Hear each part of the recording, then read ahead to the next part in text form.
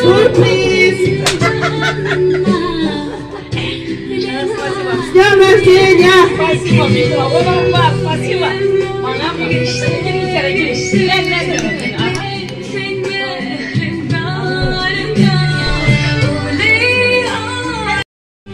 Долгих лет вам счастья! Спасибо.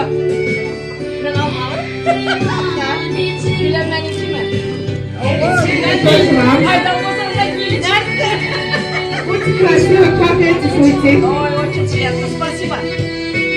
И еще один подарок вам. Конверт. Спасибо. Веселец Музакаша. Sağ olun sizlere. Спасибо. Doldur dileklerini тоже вам. Kesmeyeceğim. Neler göreyim. Hayır göreyim. Спасибо.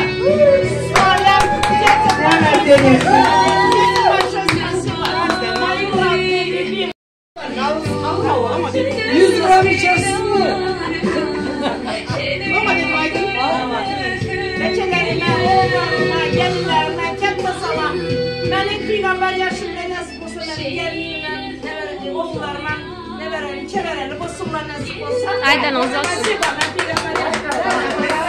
Спасибо. Özelsiz hepiniz sürpriz kısmetlerimize adıran siz uzaklaşa. Firmanın adı yazıp bura. Спасибо.